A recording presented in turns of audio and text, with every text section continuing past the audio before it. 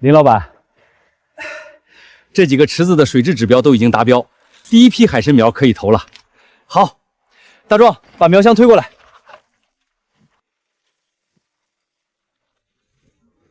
小东西们，好好长大啊！长大了就是钱。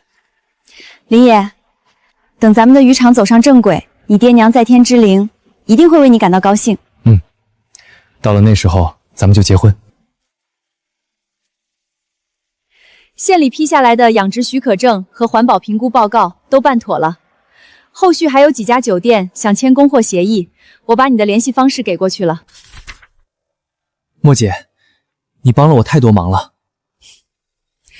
我帮你也是在帮我自己。你养出来的海参品质好了，我听海楼的招牌就更硬。那是海龙渔业的船，船老大裘海龙。他就是那个霸占外海渔场，逼得周边渔民不敢出远海的人。对，裘海龙在这一带横行霸道10几年了，他手下10几条船，上百号人，垄断了外海好几个捕捞区。谁敢跟他抢，他就让谁的船出不了海。有点意思。这个人来者不善。还在想那个裘海龙？他今天来我们村码头，不像是路过那么简单。我让人打听了一下，他最近一直在周边海域找一种叫金鳞龙鱼的深海鱼苗。金鳞龙鱼？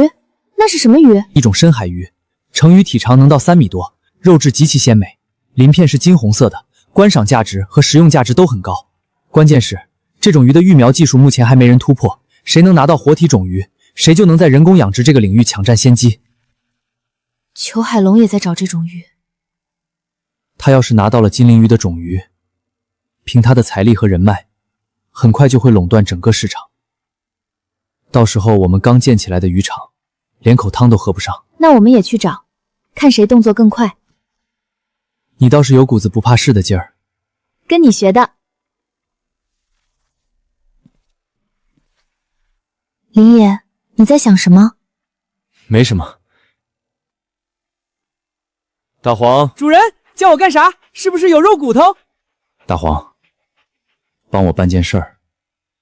那个裘海龙今天白天来过咱们村码头，我想知道他现在在哪儿，在干什么，跟什么人见面。就是那个戴墨镜、抽雪茄，一看就不是好人的家伙。对，你替我盯住他，小心点儿，别让他发现你。主人，你放心，保证完成任务。小心行事，注意安全，别靠太近。主人，等我好消息。办妥了，人马上出来。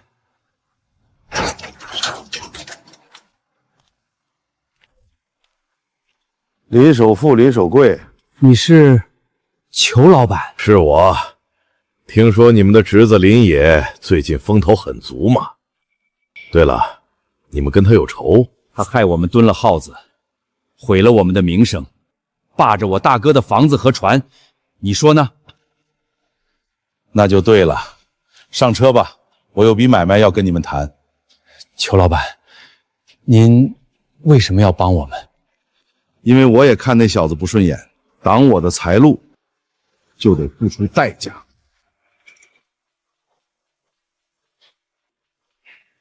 你们在耗子里蹲了这些日子，该想明白了吧？林野那小子，现在是你们全家最大的仇人。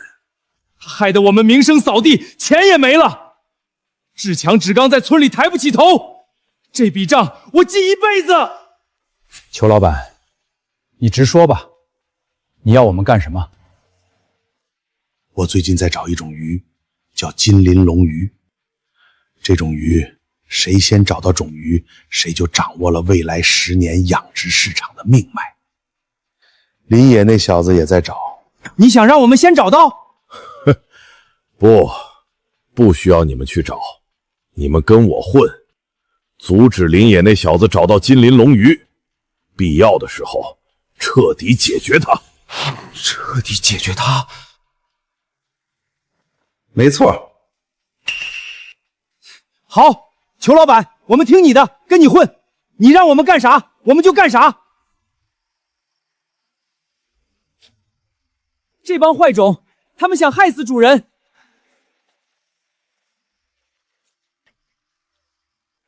主人，等我！我把他们的计划全听来了，我得告诉主人，我得跑，快跑！主人，我找到了那个裘海龙，他住在镇子南头一栋3层小楼里，院子里养着2条大狼狗。但是主人，你放心，他们没发现我。你还看到了什么？我看到你2叔和3叔了，他们就坐在裘海龙家里。他们提到了什么金鳞龙鱼，还说要彻底解决你。裘海龙在这一片手眼通天，动用关系把林首富、林守贵弄出来不难，只是没想到，为了阻止我找到金鳞龙鱼，居然不惜灭我的口。主人，你得小心了，必须防着那些坏人。好，辛苦你了，大黄，回去给你炖肉骨头。谢谢主人。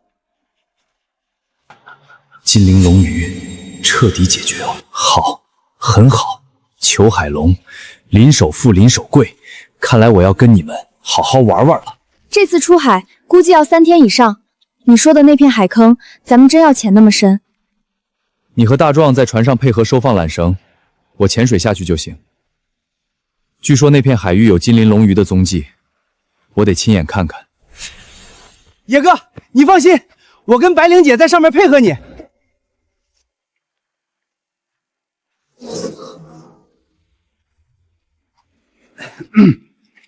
侄子，准备出海啊？侄儿，我们知道以前做错了，蹲了耗子，我们也想明白了，今天是来给你赔个不是的。你看，能不能让我们跟你出海，帮忙干点活，赎赎罪？滚！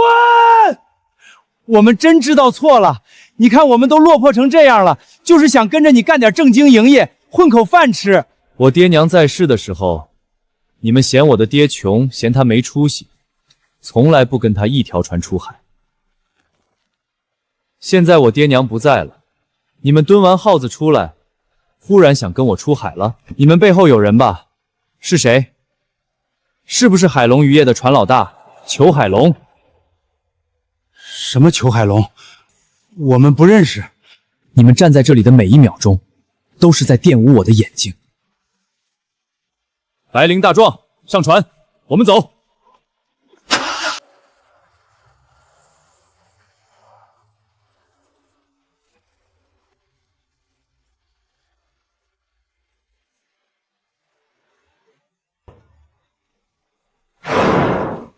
林野，你说的那个地方，我昨天又去了一趟。沟河底部有一道裂缝，裂缝里藏着一群大鱼，鳞片金红色，游起来像火苗在水里飘。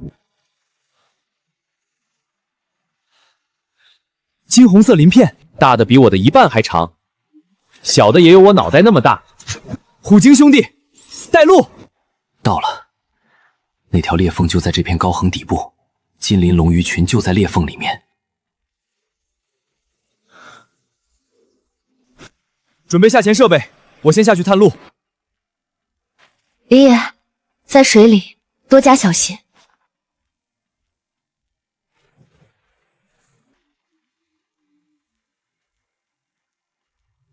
林野，就是这里了。金鳞龙鱼，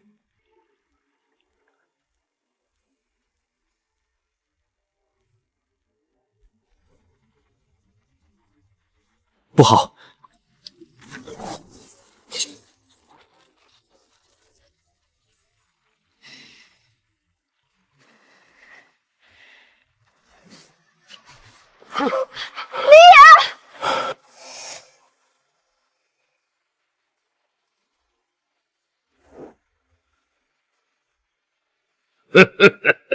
林爷，你爹林大江当年也是在这片海域跟我抢鱼，我开船把他撞翻了，没用的东西死在海里，活该！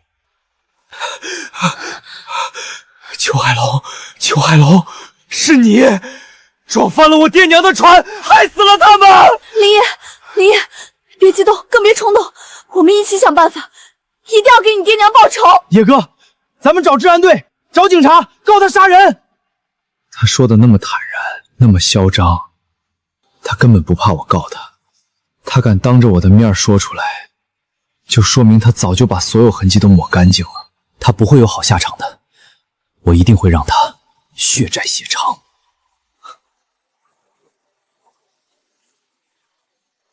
走，先回家。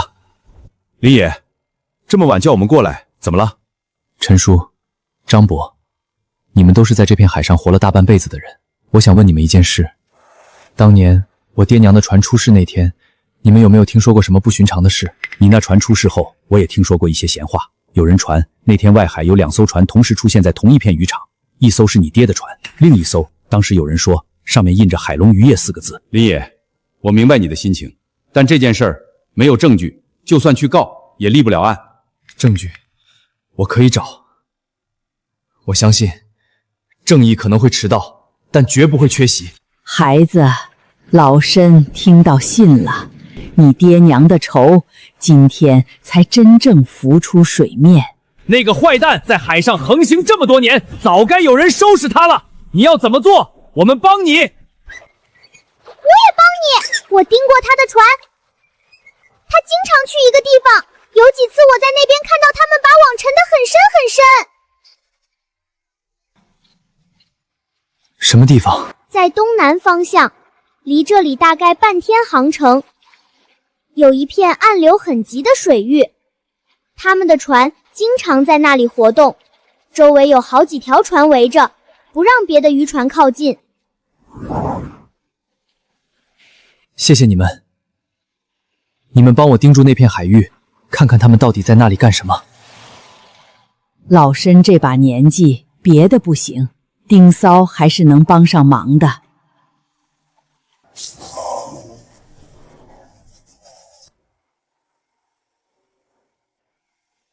今天干得不错，至少让那小子看清了形势。他现在应该老实多了。裘老板，那金鳞龙鱼的种鱼，您打算怎么处理？我已经联系了省城一家水产研究所，他们有育苗技术，只要种鱼送到他们手上，半年之内，第一批人工繁育的鱼苗就能出来，到时候整个市场都是我的。那林野那小子要是还敢找麻烦，他要是敢来，就别怪我让他跟他爹一个下场。你要的东西，你申报的审批手续下来了，还有裘海龙最近半个月的行踪记录，我托人查的。他果然在那片暗流水域做手脚，这个位置正好是金鳞龙鱼繁殖季节的核心区域。他不仅想垄断种鱼，还想垄断整片繁殖区。林野，你打算怎么做？我要抢在他之前，把这片繁殖区的金鳞龙鱼保护起来。只要我把这片区域登记成人工渔场的专属保护区，他再想动手就是违法。你这是釜底抽薪，你不想跟他抢鱼，你想让他抢不着。对，他不怕我跟他抢，因为他手下人多船多，但是这世道有王法。林野，你学坏了。对付坏人就得用坏招。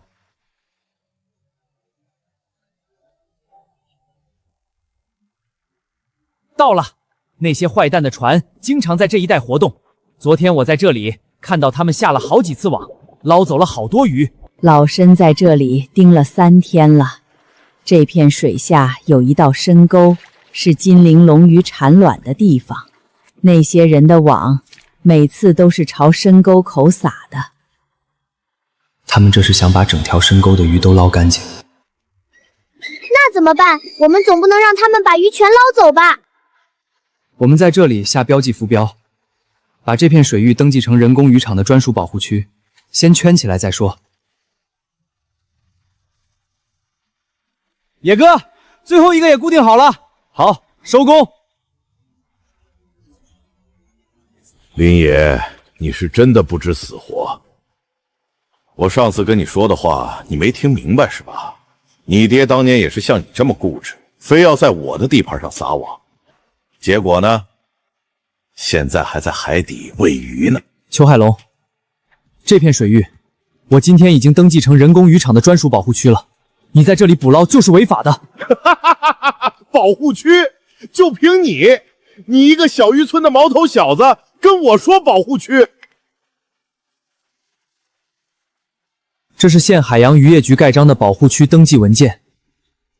这片深沟现在受法律保护，你在这里下网捕捞就是破坏渔业资源。裘老板，那小子好像真的去办了手续。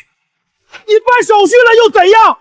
这片海我说了算，今天我就把这里的鱼全都捞走，你拦得住我吗？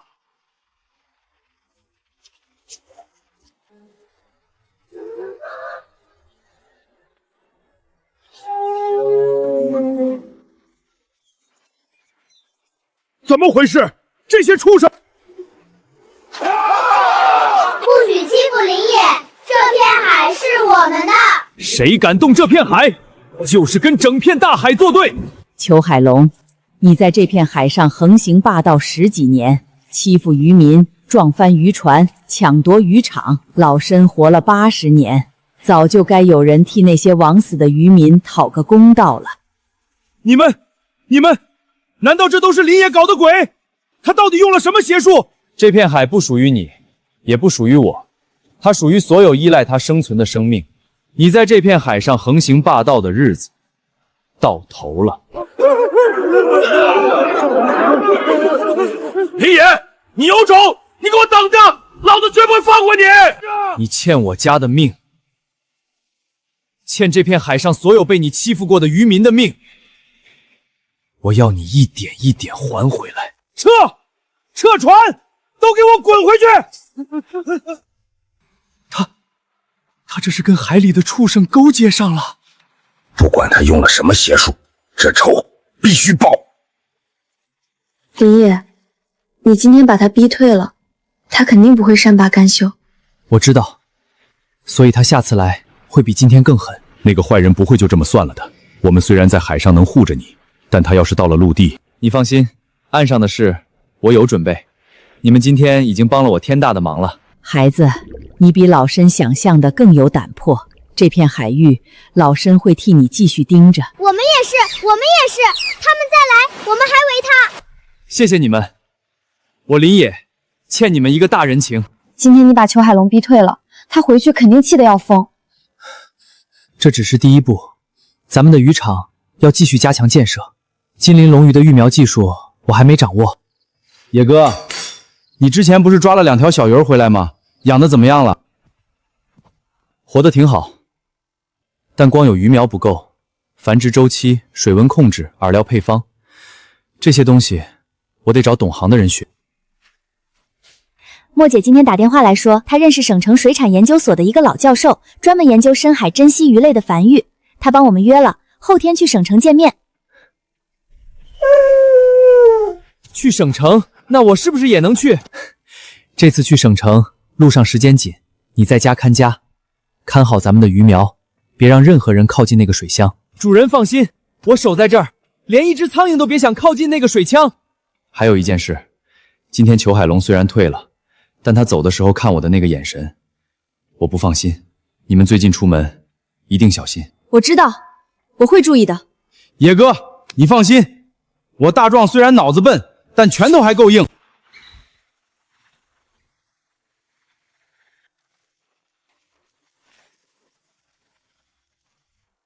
你就是莫老板说的那个养海参的小伙子？周教授您好，我叫林野。金鳞龙鱼的事儿，莫老板在电话里跟我说了。你要知道，这种鱼在全国范围内，目前为止还没有人成功实现人工繁育。教授，这是我之前从海里带回来的。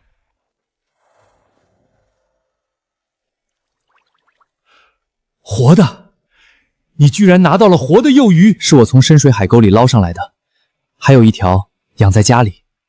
教授，我这次来是想请您教我繁育技术。金鳞龙鱼的人工繁育有2大难点，第一是水温控制，这种鱼产卵需要恒定在12到14摄氏度之间，上下不能超过1度。第二是饵料，幼鱼开口吃的是一种特定的浮游生物，这种生物在人工环境里极难培养。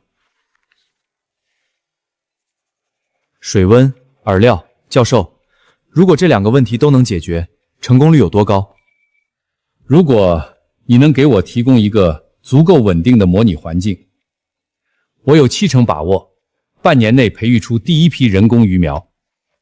教授，我想请您做我们渔场的技术顾问，条件您提。先别说条件，你先把那条鱼的育苗环境做出来，等你的环境达标了，我自然愿意过去。谢谢周教授，我回去就着手准备。今天的事儿，你们怎么看？那小子确实邪门，那些海里的东西好像都在听他的话。听他的话？那些畜生懂什么叫听话？我看是他运气好，赶秒了。今天白天那些海猪和虎鲸出现，是那个海域本来就有的东西，他正好撞上了。裘老板，我查过了，林野手上的那份保护区登记文件，的确是县海洋渔业局正式批复的，公章、编号、存档记录全都有。咱们如果要硬来，在法律上站不住脚。法律？在这片海上，老子就是法律！裘老板，我只是提醒您，来硬的不是不行，但得做得干净。像今天这样正面冲突，把自己摆在明处，容易被抓住把柄。你说的对，正面冲突我吃亏，那就换个玩法。裘老板，您的意思是？他不是很在乎那个渔场吗？很在乎他身边那个女人吗？还有那个开酒楼的莫文新，不是一直在给他撑腰吗？这3样随便动哪一样，都能要他的命。您打算先动哪个？先让他在岸上守不住他的渔场。哥，这东西倒下去，那些苗就全完了。裘老板说了，这药能让海参苗3天之内全部烂根，3天后我们再来，把池底的残骸冲干净，神不知鬼不觉。啊！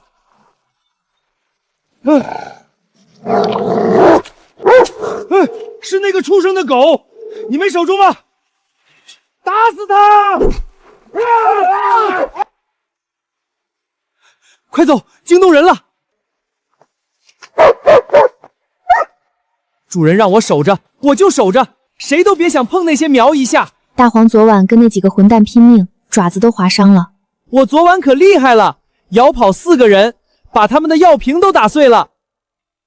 大黄，你立了大功，那池海参苗要是被下了药，咱们大半年的心血就白费了。主人你放心，有我在，谁都别想碰咱们的东西。他们白天刚在海上吃了亏，晚上就来渔场下毒，这说明裘海龙已经开始走极端了。野哥，咱们报警吧！昨晚上那4个人的脚印和药瓶都还在现场。报警只能抓小喽啰，动不了裘海龙。他既然敢派人来，就一定做好了被抓住的准备。那些人不会供出他来的。那怎么办？明枪易躲，暗箭难防。他越想让我乱，我就越不能乱。把渔场的围栏加高，安排人手，日夜轮班盯着。金鳞龙鱼的育苗环境，我要尽快建起来。我不能一直被动等着他来打。你有主意了？他以为我只能在海上跟他斗，他忘了我还有一条路。林野，他听说你的事了，想见你。这是大王乌贼。你好，林野，虎鲸跟我说了你的事。乌贼老弟，久仰。乌贼老弟的族群是这片远海最老最深的海洋居民，他们从不轻易露面，这次能来是真心想帮你。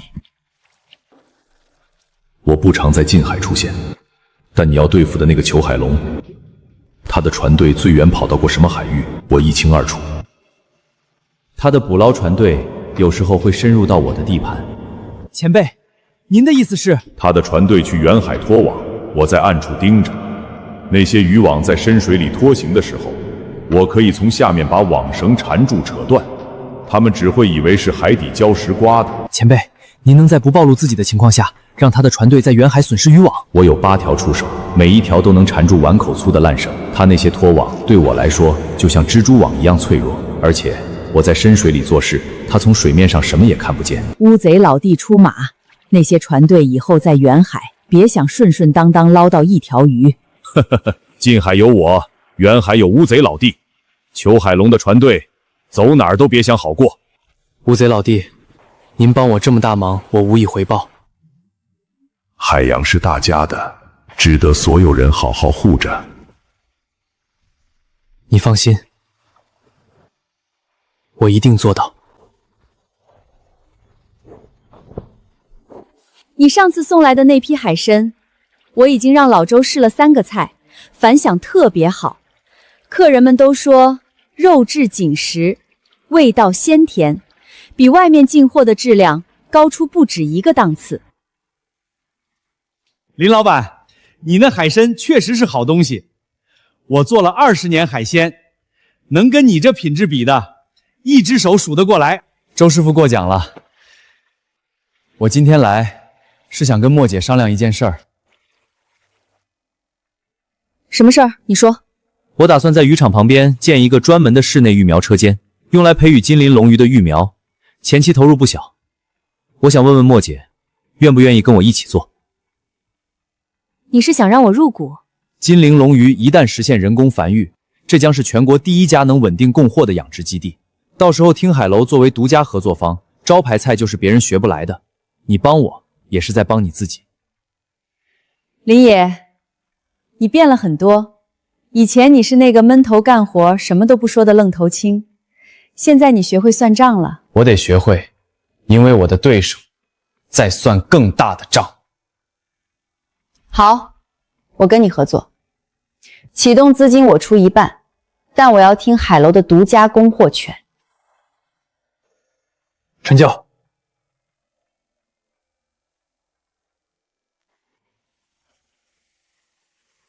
好，控温系统做到了正负0.5度，过滤系统也达标了。你这个车间比我预想的好。教授，那您看什么时候可以开始育苗？我明天就搬过来，给我2个月，我让这2条鱼给你产1窝卵。2个月？先说好，这是最乐观的估计。金鳞龙鱼的繁殖周期长，对环境要求苛刻，中间但凡出一点差错，就得从头再来。我明白，教授，您只管专心做研究，后勤保障我来负责。等你们长大、产卵、孵化出新的小鱼，我的渔场才能真正立住脚。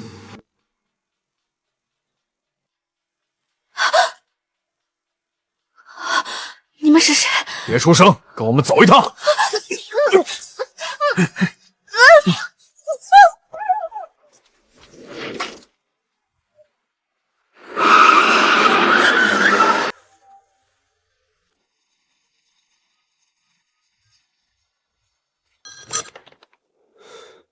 林野，你朋友莫文新在我们手上，想让他活命，明天中午12点，一个人到东郊码头来。林野，怎么了？莫姐被绑架了，应该是裘海龙干的。他疯了！混账王八蛋！他是在逼我交出保护区，交出渔场，交出一切。你不能一个人去，他设好了套等你钻。我不去，莫姐就危险了。裘海龙，你不得好死！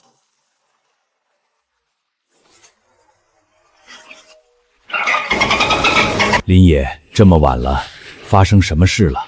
莫文新被裘海龙抓了，他要我明天中午一个人去东郊码头拿保护区文件和渔场手线换人。他动用了陆地上的手段，那就让他在海上付出代价。你打算怎么做？我需要你们帮我。明天中午，虎鲸你带海豚群提前到东郊码头附近的水下埋伏好。乌贼老弟，你守在码头外圈的深水通道。如果裘海龙的人从海上逃，你来截住他们。从东郊码头出去的任何一条船，只要进了深水区，就进我的范围了。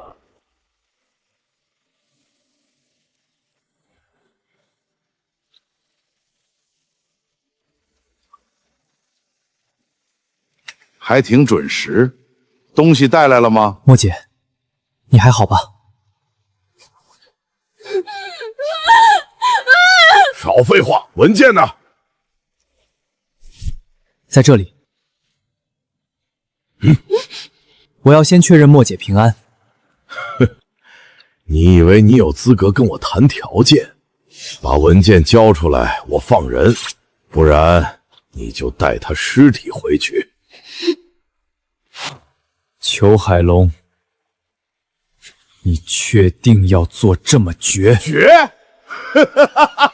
人不狠，站不稳。啊！什么东西？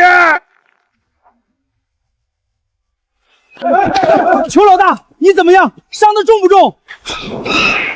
这些畜生都是他叫来的。莫姐，快走！林野，你这个，你用妖术！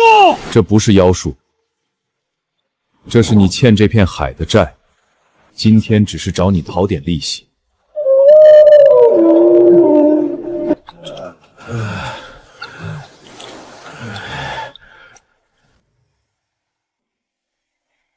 今天的事儿，我欠你一条命。莫姐，你帮我那么多，是我欠你的。我没想到他敢做到这一步，光天化日之下绑人，他是真的疯了。他今天吃了这么大的亏，接下来只会更疯狂。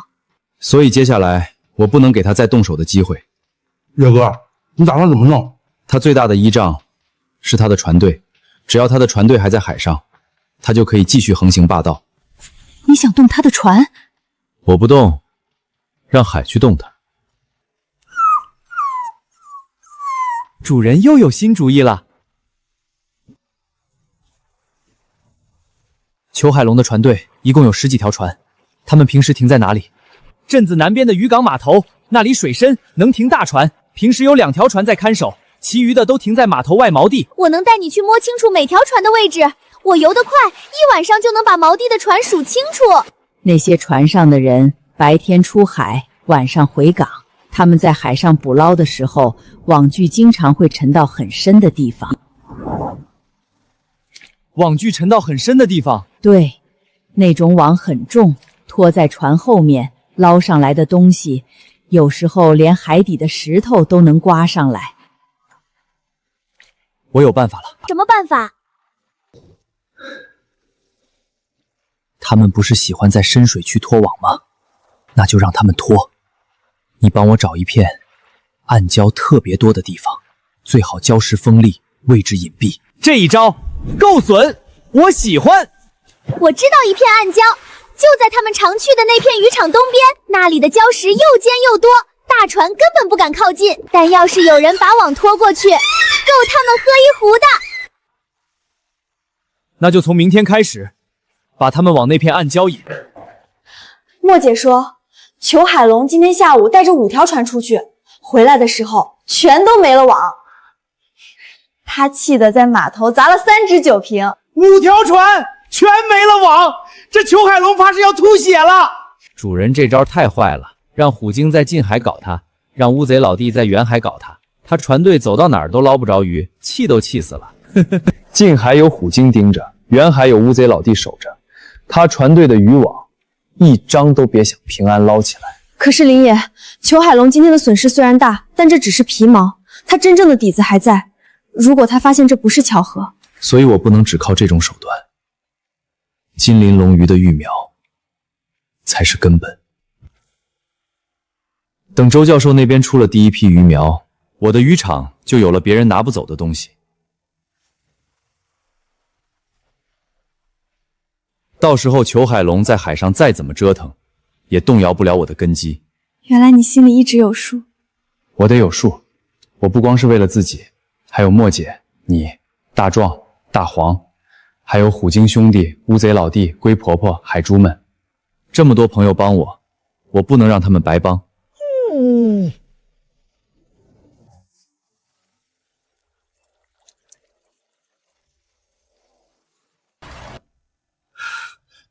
成了，第一批卵受精率超过80%。教授，您的意思是？我的意思是，金鳞龙鱼的人工繁育第一步，我们走通了。那啥，教授，这意思是咱能孵出小鱼儿了？卵是成了，但孵化还需要15到20天。开口饵料我已经在培养了，这半个月是关键期，水温、溶氧、光照，任何一项变动超过临界值，这批卵就全废了。教授您放心，这半个月我安排人就在车间守着。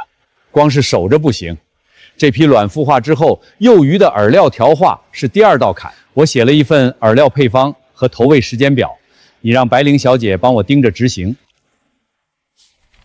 螺旋藻粉、轮虫、令虫无节幼翼，这些我都记下了。等你们破壳，我的渔场才算真正站稳脚跟。这是生态循环养殖区，海参池排出来的回水，经过沉淀池和生物滤池，里面的有机物会被分解成无机盐，再流进海藻池。野哥，这意思是海参拉的屎去养海藻，海藻再把水弄干净给海参用。小壮子总结的虽然糙，但道理不差。这叫循环水养殖系统，能大幅降低换水频率，减少对外部海水的依赖。教授，这套系统多久能运转起来？再有10天，管道全部接通，生物滤料挂膜完成，就可以试运行了。到时候海参池的水质稳定性至少提高1倍。等这套系统运转起来，我们渔场养出来的海参品质就能做到全行业最好。你不仅想养鱼，还想把整个渔场做成一个生态样板。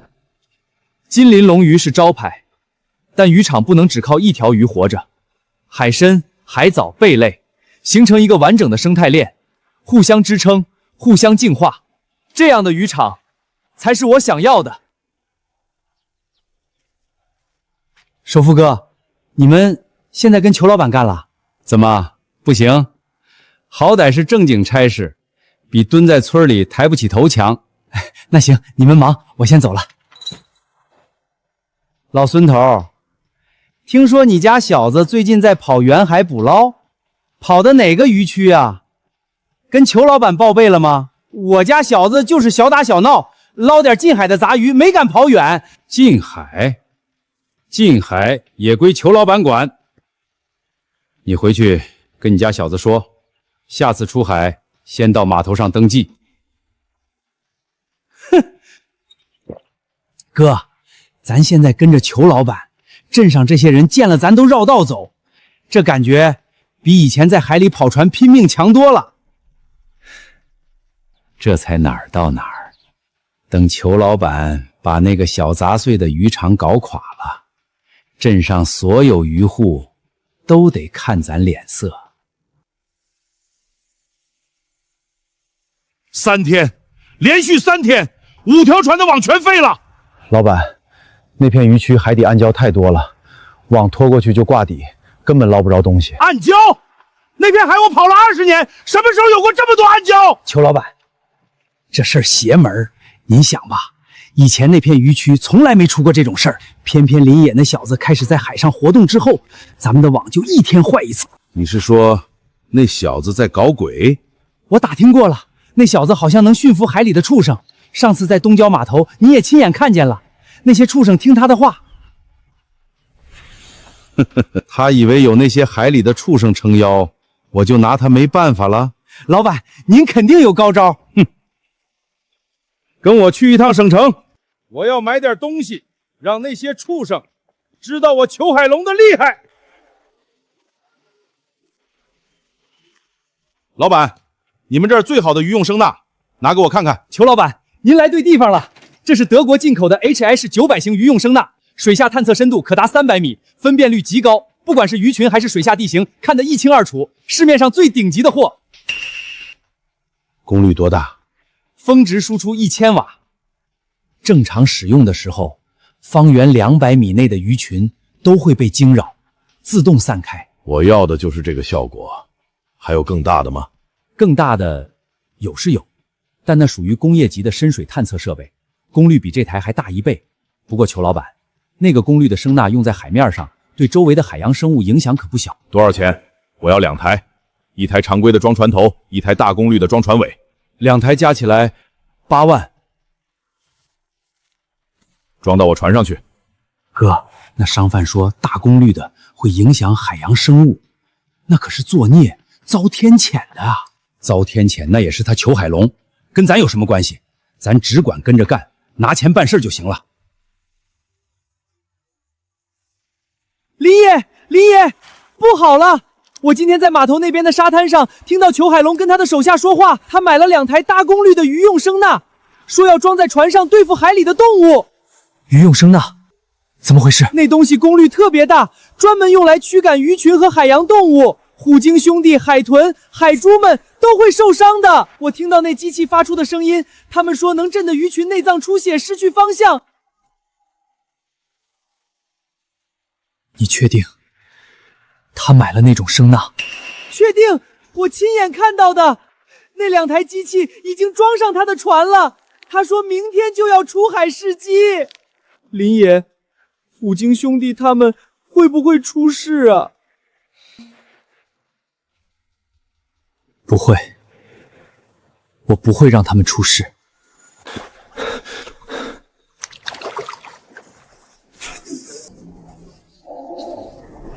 林野，出什么事了？沙蟹告诉我，裘海龙买了2台大功率渔用声呐，1台常规的，1台工业级的，已经装上船了。那东西在水下发出的声波足以伤害你们。那个坏蛋，他这是要赶尽杀绝！声呐的强声波能干扰我们的回声定位系统，让我们在海里变成瞎子和聋子。严重的话，内脏都会被震伤。老申活了80年，见过渔船用声呐找鱼群，但那都是小功率的。工业级的大功率声呐，这东西出现在近海，对整片海域的生态都是灾难。他不仅想对付我，他还想伤害你们。他把我当成挡他财路的绊脚石，所以要把你们也一并除掉。林野，你说怎么办？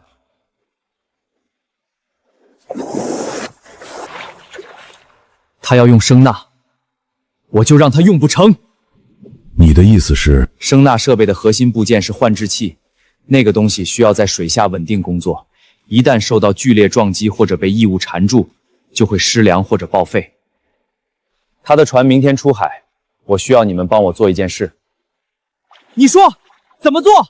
他的船出港之后，你们在船底跟着，等他把声呐放进水里准备工作的时候，你们找准时机，从侧面用尾鳍猛击声呐的电缆接口和换动器外壳。我明白你的意思了，我们不打他的船，只打他的设备，让他花大价钱买的声呐变成一堆废铁。这个办法稳妥，声呐设备一旦损坏，他只能返岗维修，修好了再出来，我们还能再破坏一次。这个好玩，我喜欢。各位小心行事，安全第一。裘海龙的人这次肯定会在船上盯着水下动静，你们别靠太近，等船驶出港湾，光线暗了再动手。你放心，这片海是我们的地盘，我们比他们更懂怎么在水下不被人发现。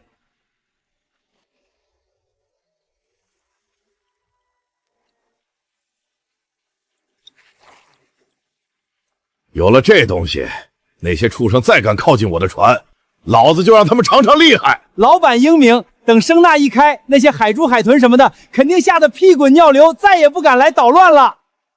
今天出海试机，我要亲眼看看这东西到底有多猛！哈哈哈哈哈！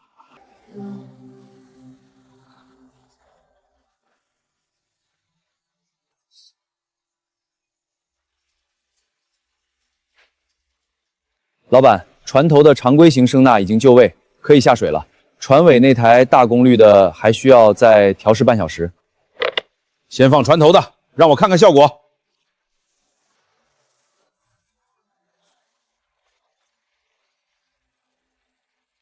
好东西，这画质清楚。怎么回事？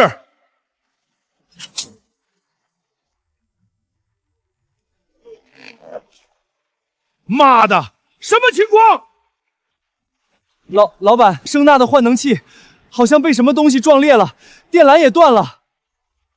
被什么东西撞了？船底什么也没有。你告诉我被什么东西撞了？我不知道，但那个撞击力度很大，不像是普通的鱼群。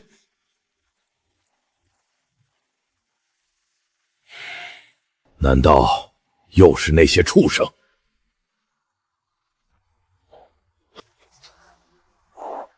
我不管用什么方法，把那些孽兽全给我弄死！弄死！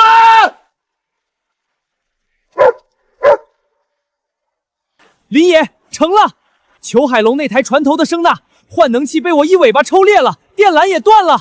我补了一记尾鳍，狠狠拍在他的电缆接口上，真痛快！船尾那台大功率的还没来得及下水，他们就被吓跑了，暂时安全了。不过林野，我听到那个坏蛋在船上发飙了，他说不管用什么方法都要弄死我们。所以他不会停手，他知道声纳能对付你们，就会想尽办法修好它或者买新的。他的目标不是一台设备，他恨你们帮我，恨你们让他丢了脸破了财。那你打算怎么办？他敢动你们，我就让他再也动不了。我要让他在海上彻底失去立足之地。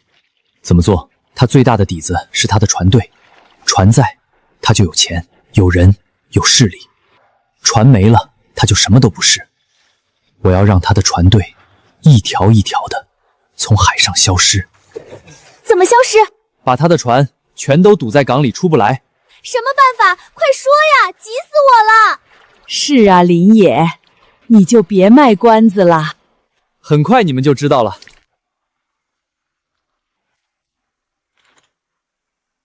林野，你打算怎么用这些东西？用扳手就得拧东西，但不是我去拧。不是你在拧，那谁拧？有人比我更合适。他的手多，8只，每只都有碗口粗，力气也大，好几个壮汉加起来也不如他。你是说大王乌贼？你让他去拧船底的阀门，他会用扳手？他不会，所以我今晚得去教他。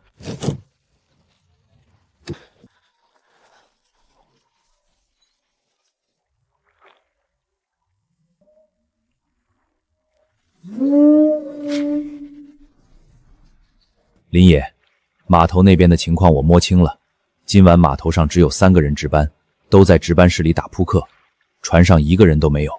裘海龙不在港里，那3条铁壳船和2条运输船都停在泊位里。乌贼老弟，今晚你来做最佳男主角。好期待呀！你告诉我怎么做。每一艘大船的船底都有一个海水阀，在这个位置，大概在吃水线下方2尺的地方，圆形的，有螺丝接口，用手或者扳手可以转动。是这样的。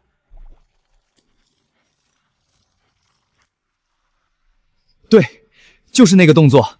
你到了船底之后，找到海水阀，用扳手套住接口，然后往逆时针方向拧松，不用完全拧下来，拧到松动，开始深水就行。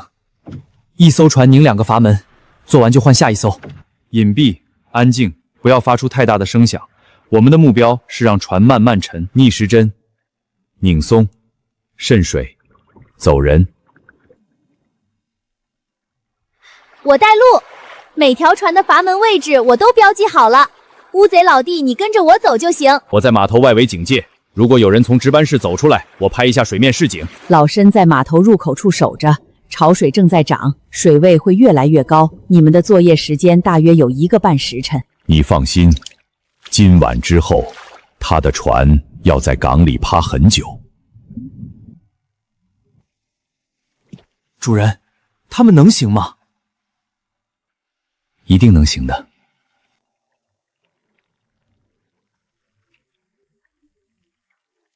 第一艘铁壳船，船尾左舷下方，吃水线下2尺。逆时针，逆时针。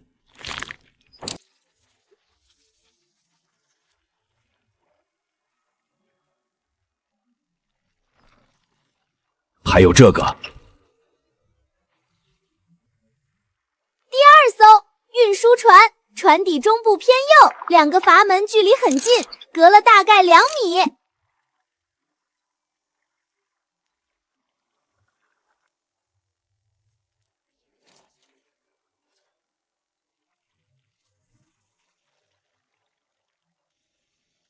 完工了。3个2，要不起吧？娘的，你手气怎么这么好？3把了，你当了3把地主。不打了，不打了，眼皮打架了。晚上没啥事儿，早点睡得了。啥动静？没看到人啊，海面上也……二哥，你看那艘船，吃水线是不是比刚才高了一截？那不是吃水线高了，那是船在下沉。快看，船尾都贴到水面了！我操，船漏了，5艘船全漏了！快拉水泵，快去叫人！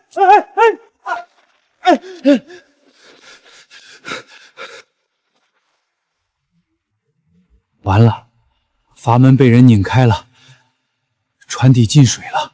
谁能同时拧5艘船的阀门？咱这是闹鬼了吧？裘老大回来非得弄死咱不可，还愣着干嘛？先把能保的船拖到潜水区去，快啊！这怎么救啊？完了，全完了！成了，主人，那边吵起来了。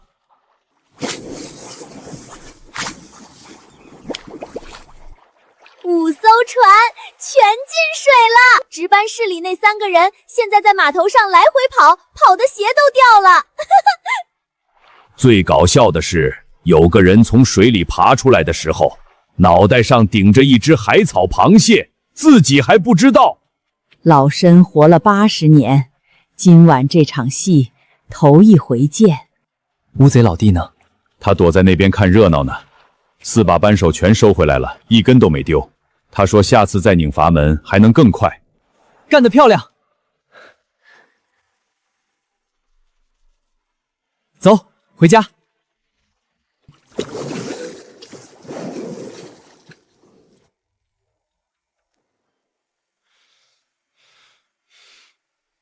港口的船5艘全沉了。值班室那3个人说，船底的海水阀被人从水下拧开了，每艘船至少2个阀门被拧松。 5艘船同时被人从水下拧开阀门，你觉得什么人能在水下1个晚上拧开5艘船的阀门？当时我隐约看到水下好像有什么很大的东西在动，不确定是不是看花了眼。不确定，5艘船全沉了，你们跟我说不确定？老子几十万的船现在全泡在港里了。林野，除了他没有别人，他能叫动那些海里的畜生，一定是他干的。老板，要不咱们报警？报警？报什么警？说我的船被海里的畜生弄沉了。先别说警察信不信，你信吗？野哥，我早上天没亮就去码头那边溜达了一圈，那5艘船沉得整整齐齐，桅杆露在水面上，像5棵歪脖子树。你懂的，值班室的林首富他们估计一夜没合眼。恶人有恶报。那3艘铁壳船加上2艘运输船，是裘海龙船队里吨位最大的。没了这几条船，他的捕捞能力直接砍掉70%。你昨晚到底怎么做到的？我翻来覆去睡不着，一直在想这个事儿。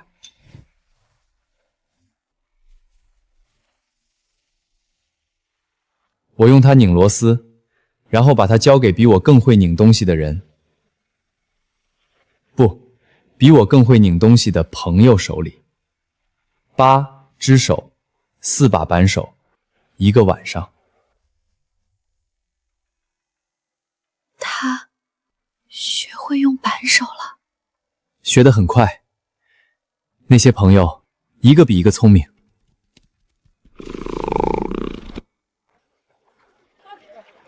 这种品质跟大海里纯野生的海参相差无几了。林老板，这一池的平均单重超过8两，大的快1斤了。这批海参的品质，我养了20年鱼，头一回见。通知收购商，今天开始起捕，所有人开工！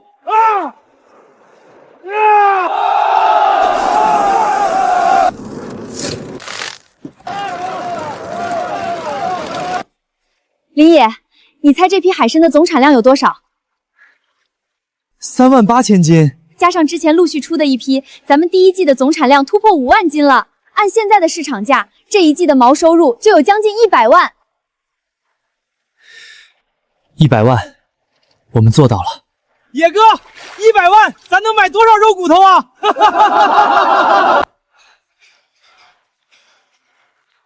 林野，你来的正好，看看这个月的营业额。28万，比上个月翻了将近3倍。你那些海参送过来之后，老周开发的葱烧海参和参如滋补汤成了听海楼的招牌。现在定位都要提前3天了，咱们的合作算是彻底打开了局面。林老板，你那海参品质绝了，老客们都说吃了你家的海参，别家的都不想碰了。还得多谢了周叔您的厨艺。林老板太谦虚了。爹娘，你们看到了吗？我没给你们丢人。林野，这条生态养殖的路你走对了。莫姐，这只是个开始，等金鳞龙鱼的生态养壮成了，这里的生意会更加火爆。你就等着把分店开满全国吧。好，有你这句话，我相信那一天肯定会到来。这段时间大家辛苦了，咱们渔场第一季海参丰收，所有人都有功劳。今天把大家叫来，就一件事儿，发奖金。林老板，这快顶我半年工钱了，跟着林老板干，值了。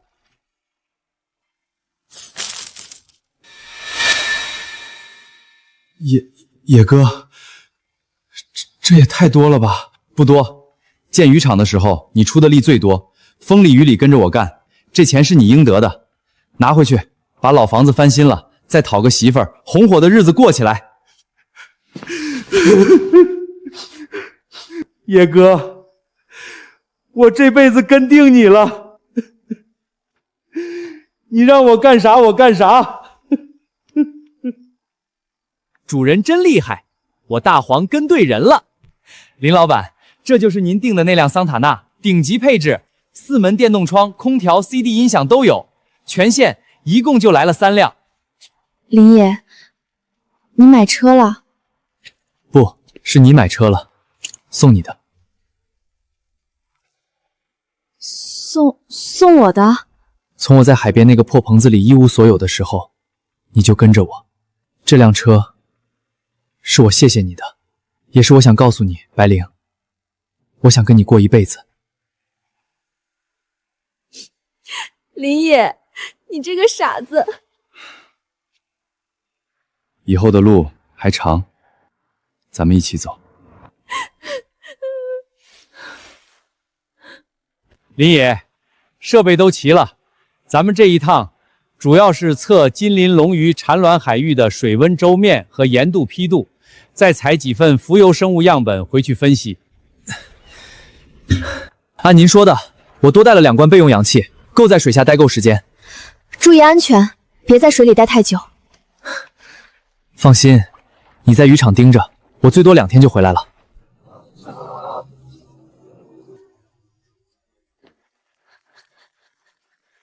莫姐，林野出海了，说是要去测什么水温数据，我这心里总有点不踏实。他带了几个人？就周教授和他那个助手，3个人1条船。上次裘海龙的船沉了5条，他肯定不会善罢甘休。林野一个人在海上，万一碰上裘海龙的人，莫姐，要不咱们也出海？莫姐，快艇的油箱是满的，跑3、4个来回没问题。林野的船往东南方向去了，咱们沿着那个方向追，应该能赶上。莫姐，你说裘海龙会不会真的在海上对林野动手？他那种人，被逼到绝路上，什么事儿都干得出。咱们宁可白跑一趟，也不能让他出事。这片海域的水色跟上次来的时候不太一样了，表层水温大概高了 0.5 度，可能是洋流变相了。教授，金鳞龙鱼的产卵期跟水温变化关系大不大？大，温度差1度，产卵时间可能推迟10天半个月。咱们这次采样得把全水层的温盐数据都带回去，这样才能建出准确的繁育窗口模型。那是裘海龙的船，他追过来了。他怎么知道咱们在这儿？教授，您和小陈进舱里去，把门锁好，不管外面发生什么，别出来。林野，你一个人，听我的，快进去。林野，这么巧啊，又遇上了。裘海龙，你追了这么远，是来跟我聊天的？聊天？我是来给你送一份大礼。林野，你没想到吧？你在海上折腾我们的时候，我们也在路上等着你呢。你那渔场，你那船队，你从我们手里夺走的一切，今天全得吐出来！识相的自己跳海里来，不然，你女人就下去喂鱼。野哥，别管我们！弄死裘海龙这混蛋！裘海龙，你冲着我来，放了他们！放他们？可以啊，你跳海，把渔场经营权和船队产业的手续交出来，不然……侄子，二叔我数3声，1，住手！我跳。白灵，别怕。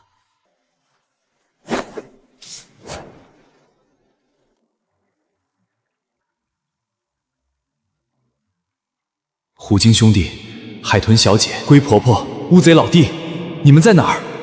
我需要你们，我需要你们快来！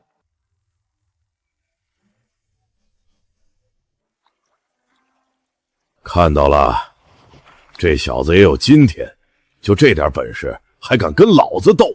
裘老大英明，这下他那渔场那船队全归您了，让他沉海里喂鱼去吧，跟他那死鬼爹娘一个下场。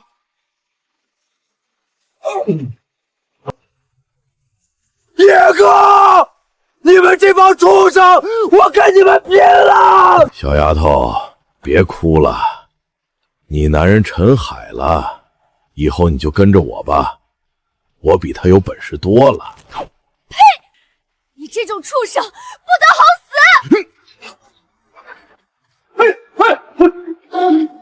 怎么回事？老板，看海里面！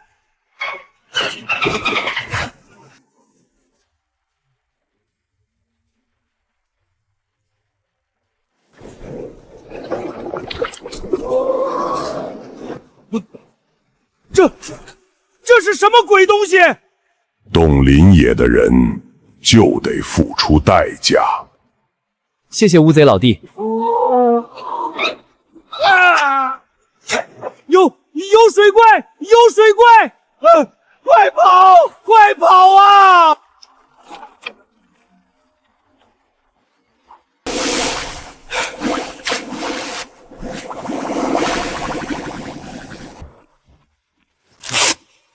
别怕，我来了。林野，我以为你没事，你没事。我就知道，你不会这么容易死。莫姐，对不起，连累你受苦了。什么话？跟我还说这个？你也太见外了。大壮，野哥，我刚才我真以为你……等会儿再说，先稳住局面。李野，你用邪术，你构建海里的妖魔，你会遭报应的。报应？裘海龙，你作恶多端，早就该遭报应了。林野，侄子，我是你二叔啊，你不能动我大侄子，我们错了，我们再也不敢了，你放过我们吧。做梦！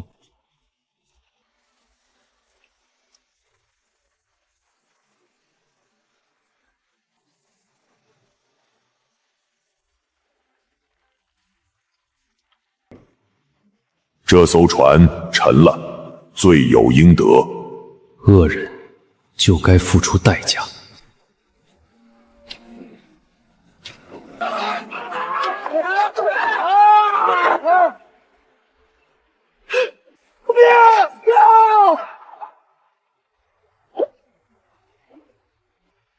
都是你们，都是你们！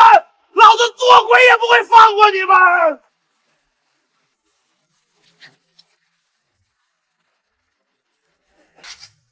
李野，你给我等着，我不会放过你的！就这么让他跑了？如果他就这么死了，那也太便宜他了。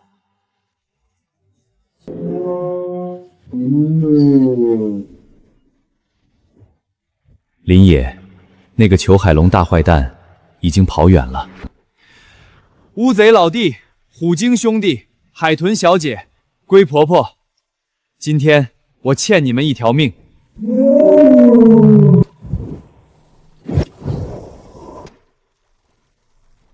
孩子，这场风雨过去了，裘海龙那混蛋，以后再敢出现在海上，我们就狠狠收拾他。谢谢你们，以后不会了。林野，你今天这场面够我回去给听海楼的客人讲3年的。野哥，你跳海那一下，我真以为我差点哭出来。行了，回家再说。今天的事，你说的对，裘海龙跑不远的。他在海上横行这么多年，仇家不止我们一个。他今天在众目睽睽之下挟持人质逼人跳海，光是这些就够他吃不了兜着走。他不是跑，是躲。他应该再也不敢出海了，只能躲在岸上。我会找到他，好好算账。林野，今天的事，我以后再也不想经历了。不会了。野哥，那金鳞龙鱼的育苗车间，周教授那边怎么样了？今天采样虽然被缴了，但之前的数据够用，水文环境数据也都采集到了。周教授说，再有1周，第一批鱼苗就能开口吃饵料。这一步走完，你就真的什么都不怕了。对，这一步走完，我就带着你们把渔场做成全国最好的。主人说啥就是啥，我大黄跟着主人一辈子。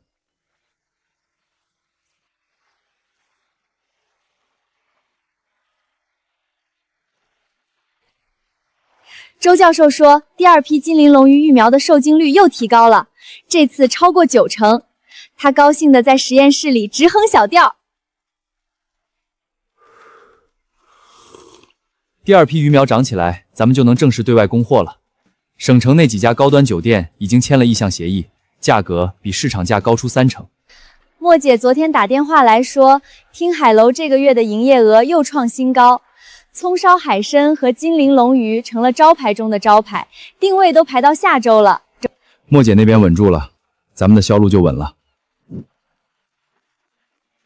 野哥，刚才跟县城水产批发市场的刘老板亲自来拉货，他说咱们的海参现在已经供不应求了，问能不能再扩2个池子。扩，但扩之前要把循环水系统先配套到位。周教授说的生态链模式，不能光靠堆池子，得靠系统。好嘞，我这就去跟施工队说。爹，娘，你们看到了吗？我在这片海上扎下根了。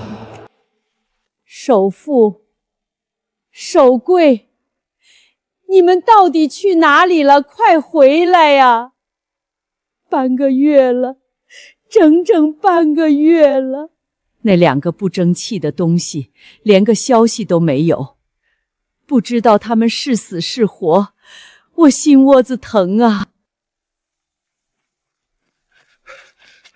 林家大娘，快去南港码头看看吧！你2个儿子干活的海龙渔业出大事了！啊！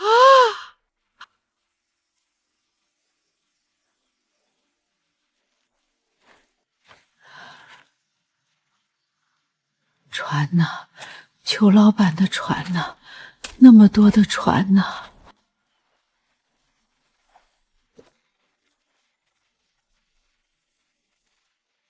大娘，您是来找人的。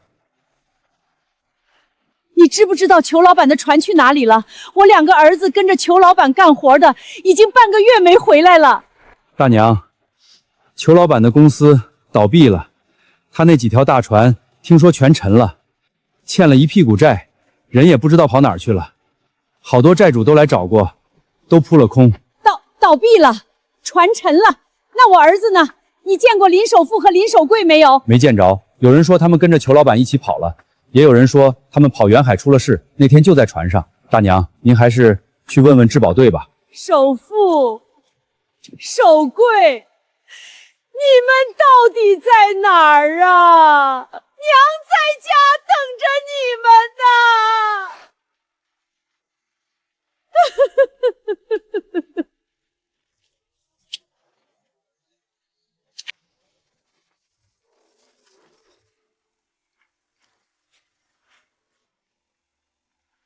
老太太，你也是来找裘海龙要钱的？别找了，人都跑没影了。这破地方值钱的东西早被搬空了，就剩这些废纸。我不是来要钱的，我找我儿子。我儿子林守富、林守贵跟着裘老板干活的。跟着裘海龙干活的，那你儿子怕是也跑路了。裘海龙欠了几百万的债，他手底下那些人能跑的全跑了。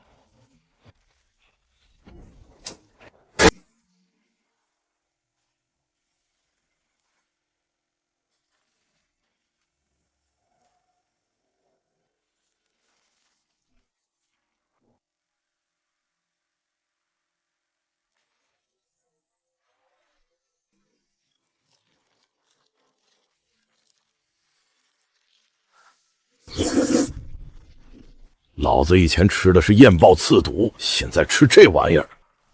林野，都是你害的，你给我等着！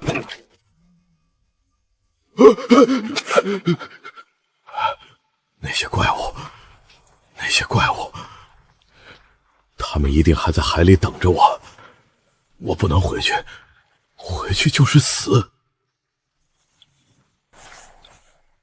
我裘海龙竟然混到这个地步，吃虫子，吃野草，喝雨水，还不如当初让我沉在海里死了算了。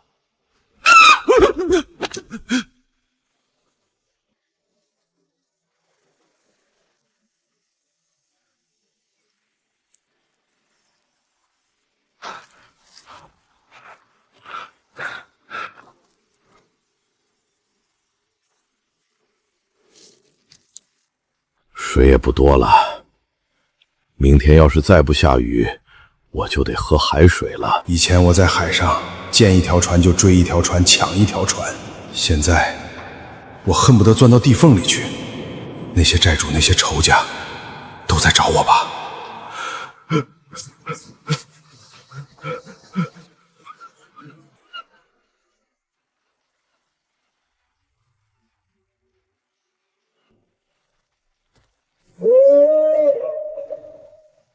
虎鲸兄弟，怎么了？林野，我找到那个坏蛋了，裘海龙，他在东南方向一个荒岛上躲着，离这里大概半天航程。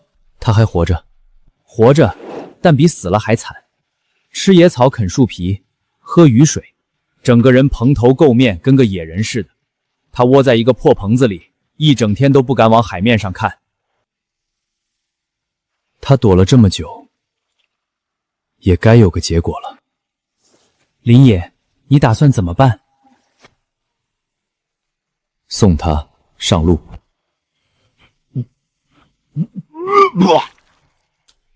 水，谁给我一口水？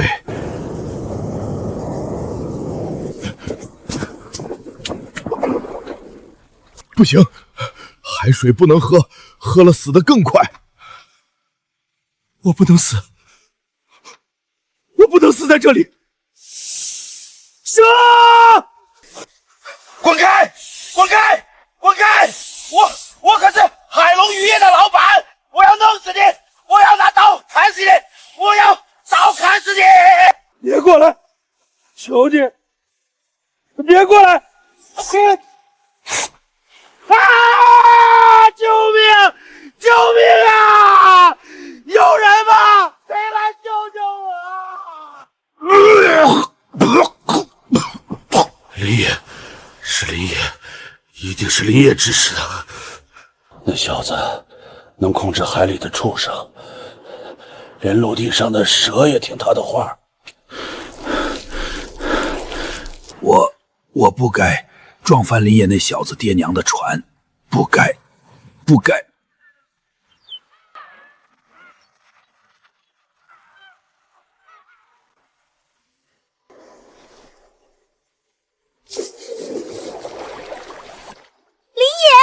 你听说了吧？那个大坏蛋死了，可惨了！质保队今天下午来了，说是找到了裘海龙的尸体，死亡原因是被毒蛇咬了，在荒岛上挣扎了很久才断气。那个大混蛋死得其所，就像你们人类说的，善有善报，恶有恶报，不是不报，时候未到。谢谢你了，海豚小姐。不用谢我，要谢就谢那些海蛇吧，整一大群呢。我把他们从岛东边的礁石缝里叫出来，他们都恨裘海龙那个破坏海洋环境的大混蛋。总之，谢谢你们。林野，那个大坏蛋害死了那么多人，害死了那么多海里的小伙伴，还差点害死白灵姐姐和莫姐姐，还有你的爹娘。这种人不受惩罚，天理难容。是啊，终于恶人已除，这片海重归安宁。我也要加油努力干事业了。你有渔场，有白灵姐姐，有莫姐姐和大壮他们那群朋友，还有我们，大家都会帮你，支持你。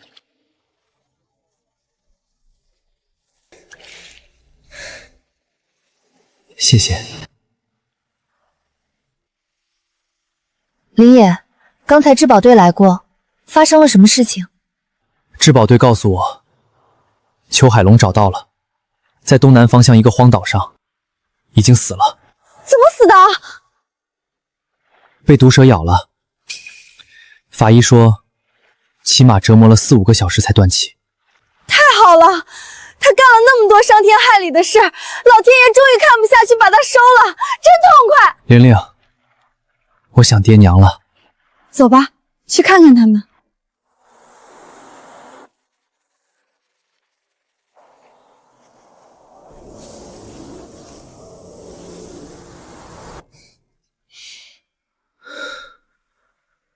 爹娘，儿子来看你们了。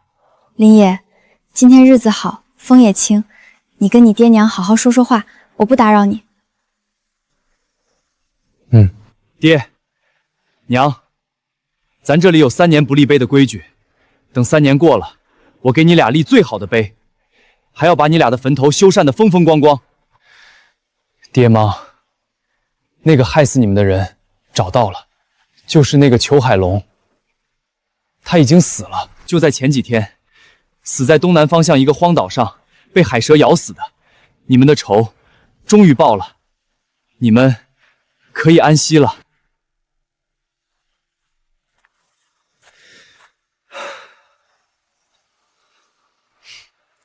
走吧，回家。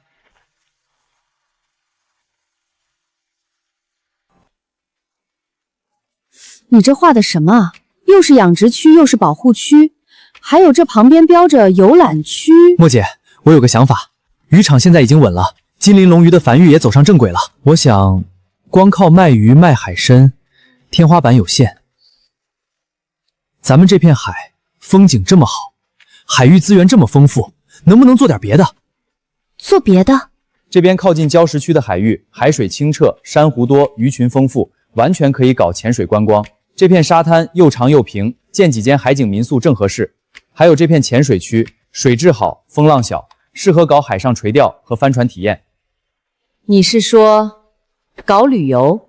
对，咱们不光养鱼，还可以让人来看海、玩海，把渔场变成一个集养殖、餐饮、住宿、海上娱乐于一体的综合项目。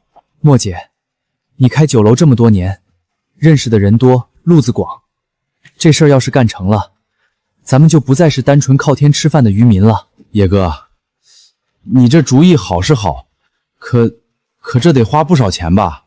钱的事儿我来想办法，咱们先把方案做出来，一步步来。林野，你很有想法，我觉得完全可行，到时候投资算我一份儿。好。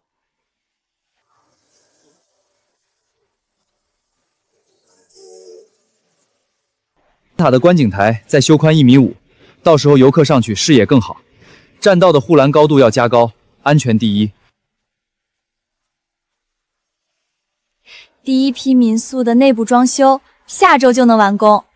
莫姐说，她那边已经联系了3家省城的旅行社，都对咱们的海上观光项目很感兴趣。等灯塔修好，观光游艇到位，旅行社的团就能接了。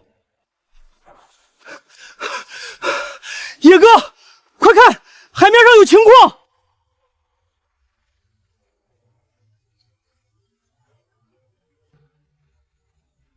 那条船出事了，走，开快艇过去。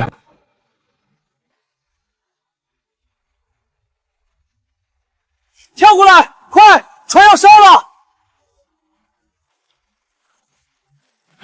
周先生，你小心，快上去！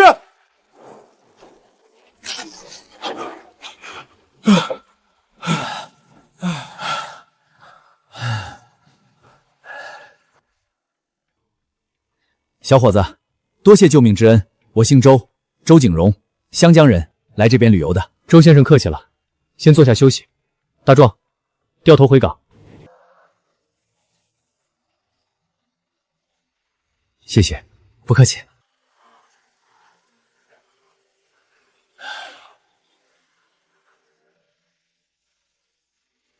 那边是你们在建的项目？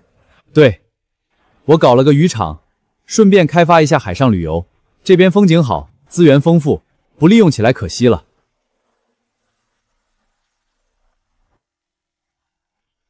小伙子，想不到你年纪轻轻有这么好的眼光。哪里，我只是靠海吃海的渔民，祖祖辈辈都是。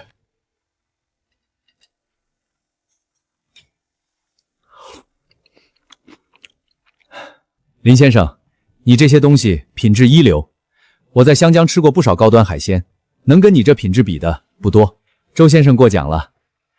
我们渔场用的是生态循环养殖系统，全程不投药，品质有保障。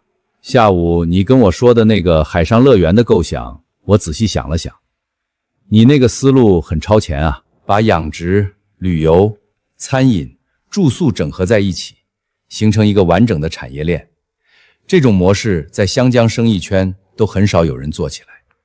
周先生是做哪一行的？地产、酒店、旅游都沾一点。我在湘江有几家酒店，在东南亚那边也有投资。这次来这边，就是想找一些有潜力的新项目。林先生，我有个想法，你那个海上乐园的构想，我很感兴趣。如果你愿意，我想跟你合作。我出资金和渠道，你出资源和管理，咱们一起把这个项目做大。周先生，合作愉快。谢谢你啊，林先生，你给了我一个投资合作的好项目，更给了我报恩的机会。周景荣出手很大方，第一期投资就这个数，500万，这还只是启动资金。500万！他还说了，如果第一期项目顺利，后续还会追加。他要的也不多，3成股份，这个条件算很厚道了。500万，足够把海上乐园的所有基础设施建起来了。观光游艇、海景民宿、海上餐厅、潜水基地、垂钓平台，这些都能一步到位。野哥，咱这是要发大财了。不只是发财，等这个项目建成，咱们这片海就真正火起来了。来旅游的人多了，周边的渔户也能跟着受益。开民宿的、搞餐饮的、做导游的，都能有活干，有钱赚。你想得真远。这片海养大了我，我不能光想着自己发财，得让这片海也活起来。好，各就各位，林老闆你未站到欄間呢邊去對，自然呢啲。大王呢，讓佢蹲在你哋腳邊。好，就是这种感觉。今天主要是拍一组空镜头和你们日常生活的镜头，后面再补拍海里的部分。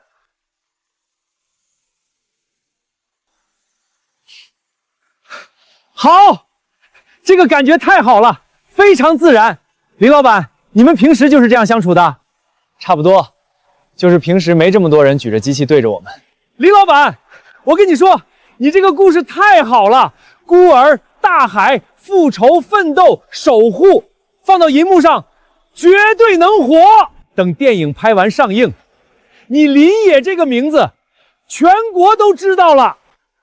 想不到咱们居然能拍电影当主角。是啊，不过这次是个好机会，不仅能演戏，更重要的是宣传咱们的项目，吸引更多的游客，倡导海洋保护。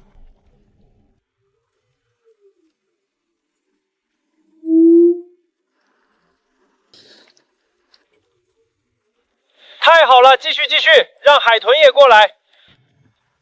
海豚兄弟、八爪鱼老弟、海豚小姐、龟婆婆们，咱们拍电影了，你们可要配合呀！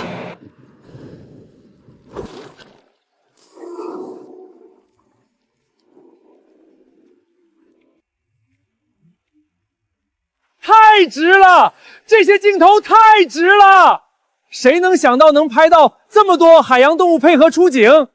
这片子上映，票房绝对爆！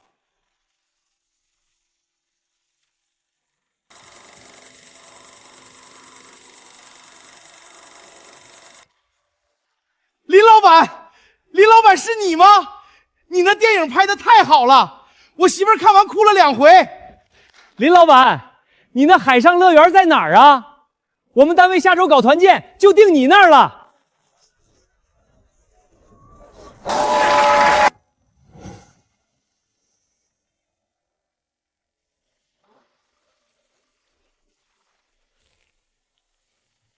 大海养育了我，救过我，帮过我，这片海给了我所有的一切。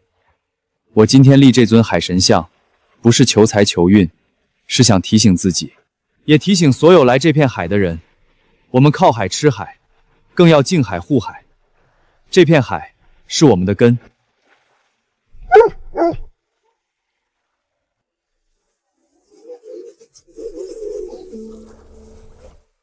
你也来了。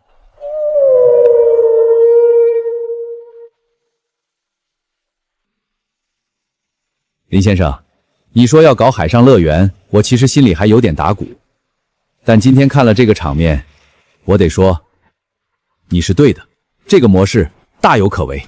当初要不是周先生你的资金和渠道支持，我光有想法也做不起来。好的项目值得投。你这海上乐园的模式，我已经让我的团队做了一套标准化的方案，准备推广到其他沿海城市去。到时候你作为技术顾问，股份照旧，推广到其他城市。林野，你这个模式，生态养殖加海洋旅游加环境保护，在全国沿海地区都有复制价值。你愿意跟我一起做吗？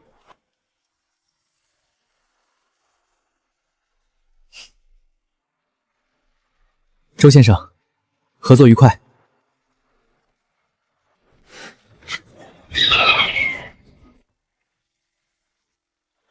林野，这一年你变化真大。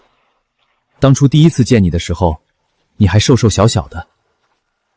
那时候刚死了爹娘，一个人在海边瞎闯，要不是遇到你们，我早就沉在海里了。可别这么说，就算没有我们，你肯定也能活下来的。这片海，你们这些朋友，我现在拥有的一切，都是这片海给的。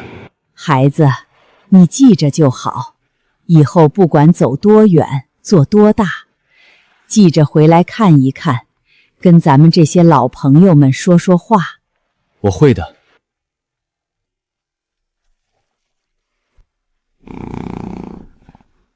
爹娘，你们看到了吗？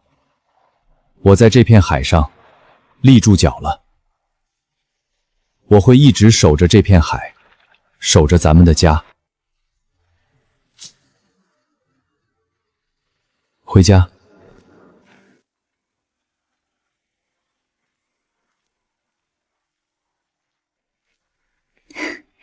又在看那些合作方案。周先生那边说，湘江那边的样板项目已经动工了，你什么时候过去看看？等这边第3期工程验收完了就去。周先生做事靠谱，我不过去也没问题。林野，你现在名下2个养殖基地，1个海上乐园，3家海景民宿，6条观光游艇，还有跟周先生合作的那么多项目。你现在可不是当年那个赶海的小伙子了。什么渔王不渔王的，我一直都是那个海边长大的渔民。请问是林野同志吗？这里是海洋科研总局，我是主任秘书刘长河。你好，刘秘书。林野同志，长话短说，有一个极其重要的军工科研物品坠落到了你所在的深水区域，目前我们急需将它打捞上来。好，配合，当然配合。那个科研物品极其重要，价值不可估量，谁能成功打捞将获得500万奖金。这件事涉及到国家安全和军事科研保密，希望你能全力配合，并且保密。刘秘书，您说，具体什么海域、什么深度，有没有坐标？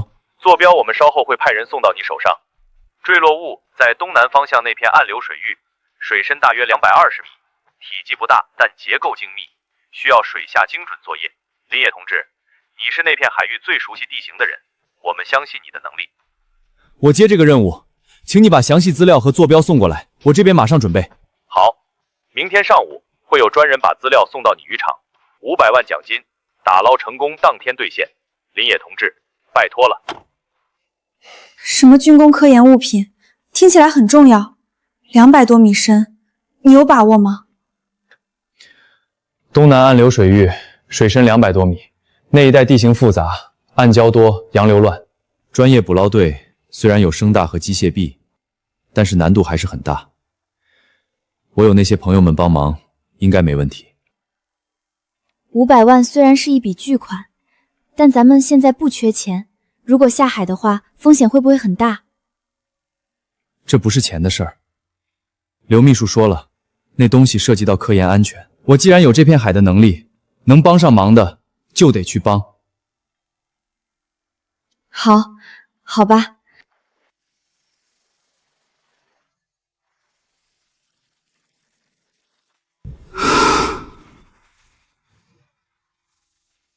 林野，看你脸色挺郑重的，怎么了？有一件很重要的事。东南方向那片暗流水域，水下220米左右，有一件东西落到了海底。上面的人说那东西很重要，关系到咱们国家的科研安全，必须打捞上来。什么样的东西？不知道，来人只说体积不大，结构精密，具体是什么样子没跟我说。但那个位置我很熟，220米深，下面是岩石底，附近有一道裂缝，裂缝里有暗流，水下能见度很差。那片地方老参知道，沟底有一条海沟，常年有冷水上涌，水温比周围低好几度，普通船是用机械臂下去，根本看不清抓不准。有我们在，你怕什么？你带我们过去，到了那片海域，我们下水帮你看。200多米深对我来说不算什么。我也去，我眼睛好使。暗流水域我常去玩，底下每一块礁石长什么样我都记得。有你们这句话，我心里有底了。这次的任务，上面还派了专业的捕捞船队跟我一起作业，他们要跟咱们竞争，谁先捞上来，谁拿奖金。那就让他们看看，谁才是这片海真正的主人。我这就去暗流水域探探底，明天你来的时候，我告诉你底下什么情况。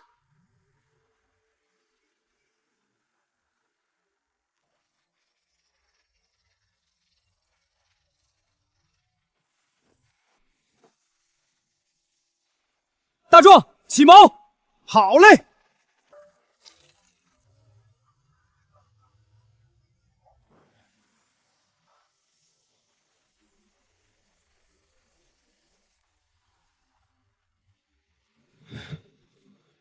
这水真黑，野哥，你一个人下去行不行？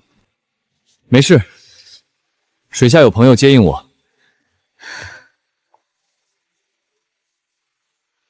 一定要多加小心，我在这儿等你上来。放心好了，我会注意的。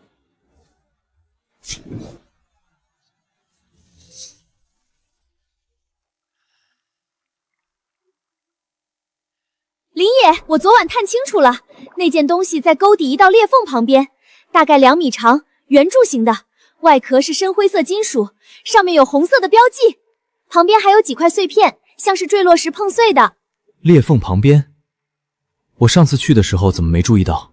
因为它被一块大礁石挡着，从上面看根本看不到。要不是我钻到裂缝底下绕了一圈，也发现不了。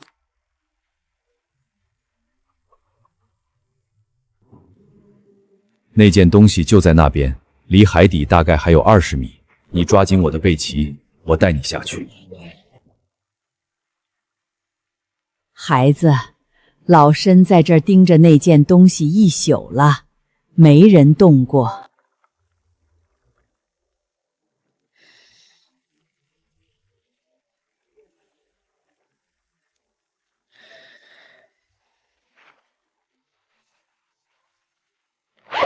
到手了。林野，上面的机器爪子快扫到这片了，咱得赶紧走。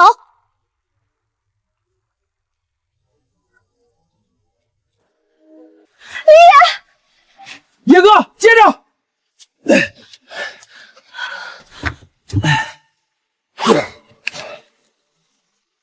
就是这个，就是这个，返航。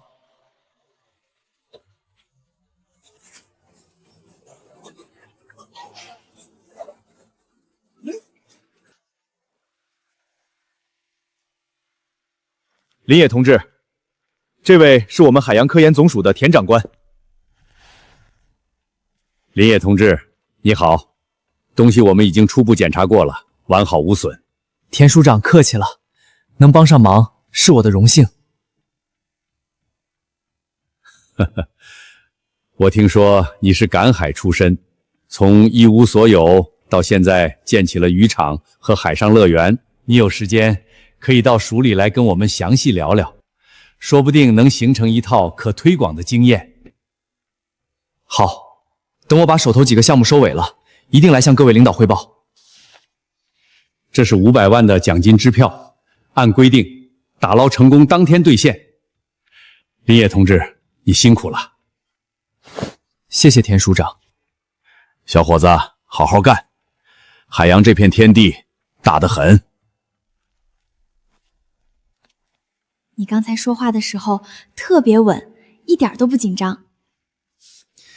紧张什么？就是捞了个东西，交了个差，走吧，回家。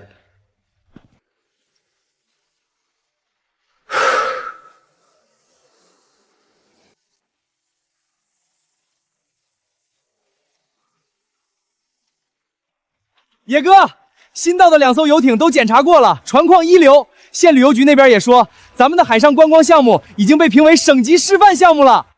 省级示范项目？什么时候的事儿？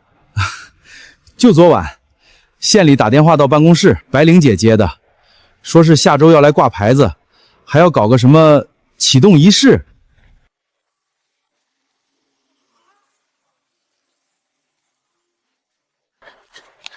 林野，省城那边又来了3家旅行社的合作意向书，想要独家代理咱们的海上乐园周末游套餐，这是这个月第5家了。生意好是好事儿，但接待能力跟不上的话，口碑会出问题。你跟莫姐商量一下，把每日接待上限定下来，宁可少接单，不能降质量。我已经让莫姐在排了。她说下个月能新增2条观光航线，一条往南边的珊瑚礁区，一条往东边的海鸟栖息岛。主人现在可厉害了，以前是赶海的小子，现在是大老板了。我大黄也跟着吃香的喝辣的，嘿嘿。林野渔场这个月又上了省里的新闻，省级示范项目。郑总，据我们摸底，林野渔场目前拥有30多个养殖池，一个金鳞龙鱼繁育中心，一个省级生态循环养殖示范基地，6艘观光游艇，一个正在扩建的海上乐园，以及3家海景民宿。今年上半年，它的综合营收保守估计在1200万以上。郑总，咱们的滨海度假村项目就在它渔场北边不到5公里，同样是做海上旅游，他那边的客流量已经快把咱们的客源吸干了。你们觉得他凭什么能做起来？听说他跟县里的关系不错，而且他那个生态养殖模式确实有独到之处，全国都在推。还有个关键因素，他好像跟这片海里的海洋生物有点说不清道不明的关系。跟海豚说话，养虎鲸当兄弟，这也有人信？郑总，虽然是传闻，但确实有不止一个目击者说看到他在海上跟虎鲸和海豚互动，而且他那个渔场周边的海域海洋生物密度确实比别处高，这也许不是空穴来风。不管他用什么办法，他那套东西现在挡了我的路，这是事实。我郑大鹏在县城做了10几年生意，没见过谁能挡我的路还全身而退的。郑总，您打算怎么做？先不急着动他正面，他那套生态养殖不是吹得神乎其甚吗？咱们就让他出点生态事故。林老板，这套系统运转3个月了，数据一直很稳。昨天测了30个指标，全在绿色区间。水质稳定是渔场的命根子，这套系统一旦出问题，半个月之内，海参池和金鳞龙鱼池就会出状况。老张，你专门负责盯着这套系统，早晚各一次分检，数据记录不能断。放心，我每天雷打不动走2趟，泵机、管道、过滤膜、紫外消毒器一个不落。昨天晚上我还检查了一遍，一切正常。野哥，莫姐来了，说有事找你商量，在游客接待中心等你呢。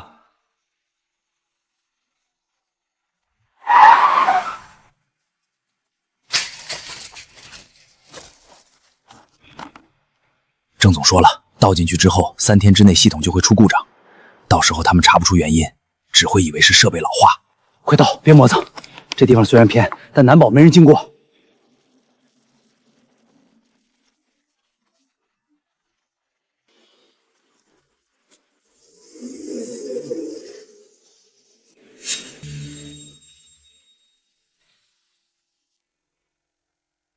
你看看这个，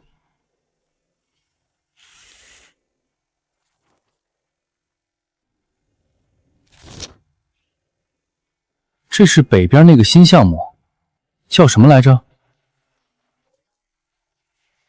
郑大鹏的滨海度假村。这个人在县城做服装生意起家，他的项目就在咱们渔场北边5公里。我听说过他在县里关系很广。问题不在这里，问题在于上个月他派人去听海楼，想挖老周过去当行政总厨，老周没答应。然后这个月他的度假村开始打广告，主推的菜系跟咱们高度相似。他这是冲着咱们来的，明摆着，咱们的海上乐园项目一火，客源就会被分流。他那度假村投了上千万，不可能坐视客源被咱们抢走。那就让他来，市场这么大，一家吃不完。他做他的，我做我的，各凭本事。你倒是沉得住气。不过林野，我提醒你一句，郑大鹏这个人做生意的手段不那么讲究，得留个心眼儿。我知道，我会注意。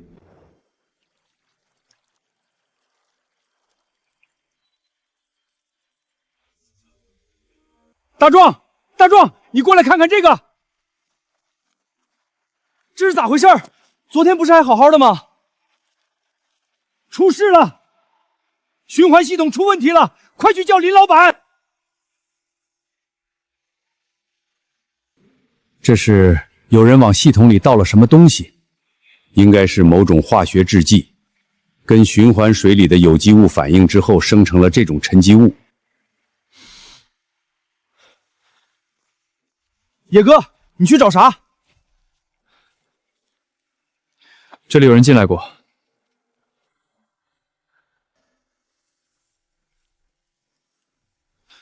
有人钻进来搞破坏，野哥，报警吧！报警是肯定的，但在这之前得先保住循环水系统。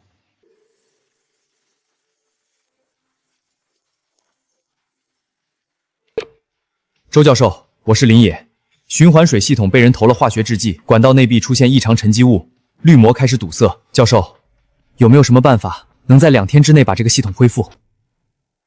你描述的那种灰白色化学制剂，我判断是一种碱性化学制剂与循环水中残留的有机物反应生成的钙造沉积。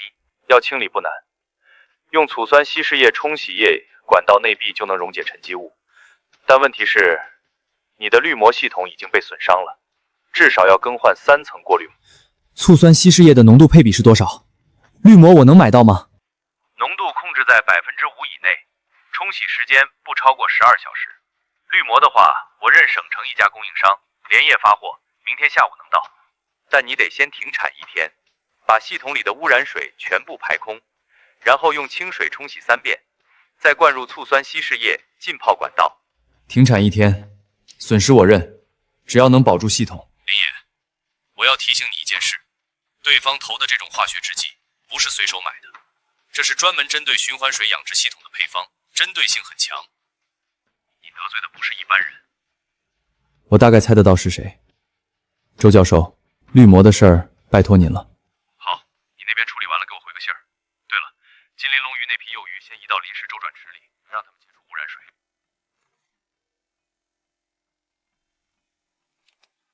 郑大鹏，除了他，我想不到第二个人。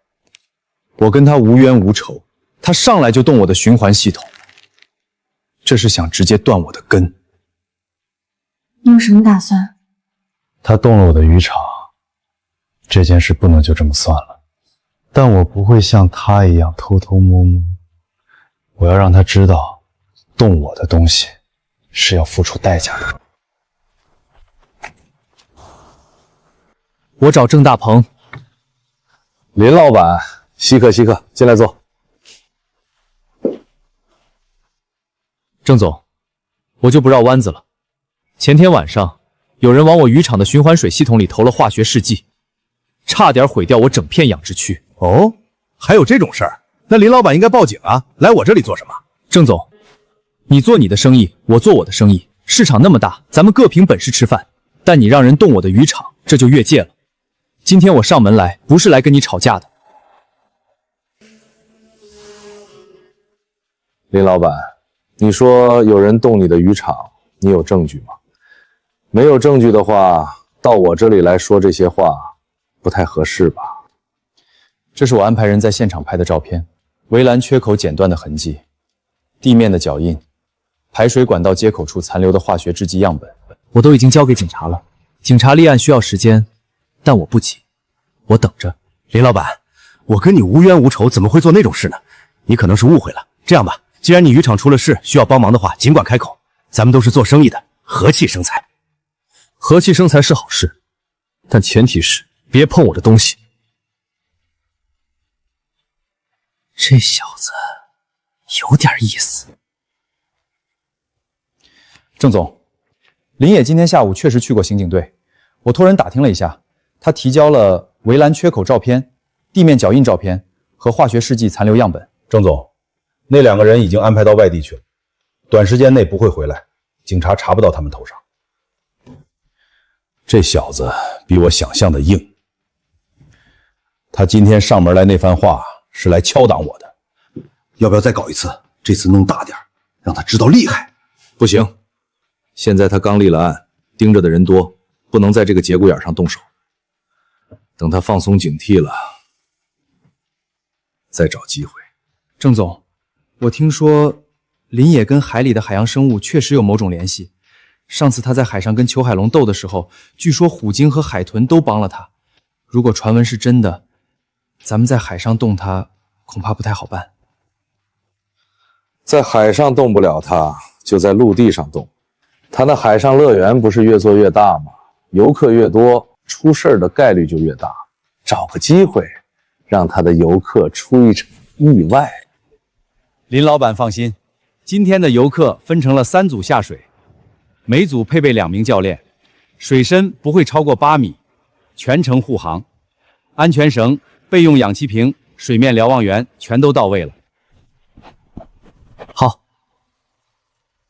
游客的安全是第一位的，宁可少赚，不能出事。第一批游客已经准备下水了，那几家旅行社的领队也在船上看着，他们挺满意咱们的安全措施。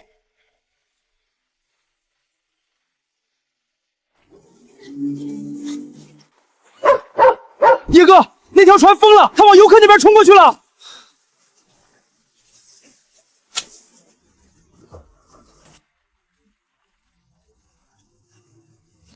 油门线，油门线在哪儿？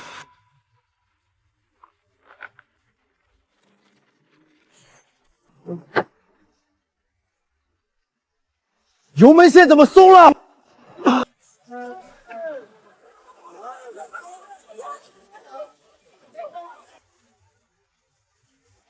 叶哥，你吓死我了！你居然徒手去扯油门线，你不要命了？不扯油门线，那船就撞上游客了。那个开船的人呢？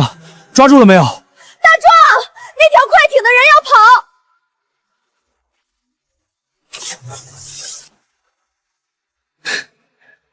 想跑？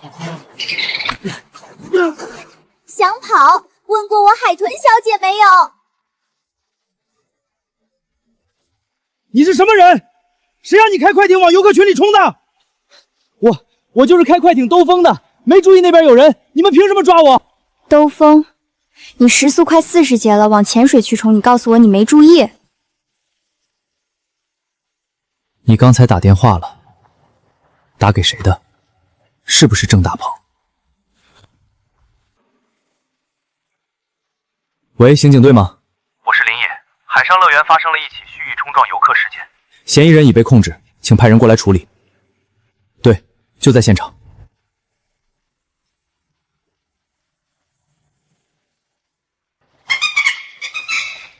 海豚小姐，谢了。我看到他那船冲过来就知道不对劲，这种人就该让他尝尝海水的滋味。我已经在跟旅行社沟通了，你放心，这边我来处理。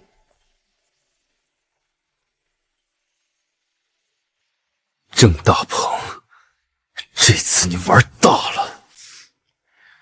你说你是兜风没注意，但技术鉴定结果显示，你那条船的油门拉线是被人为从固定卡扣中扯脱的，不是自然断裂。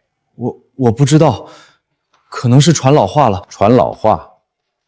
那艘快艇是去年才出厂的，登记在你名下才3个月，而且我们查访过了，在你出事之前找过郑大鹏。我再说一遍，你驾驶快艇高速冲向正在进行潜水活动的游客区域，这种行为已经构成了危害公共安全罪。是郑大鹏的助手找到我的，说事成之后给我5万块钱，让我开快艇往那片海域冲，不用真的撞到人。你以前还给郑大鹏做过什么事儿？还有前几天往林野渔场循环水系统里倒化学试剂的事儿，也是我们干的。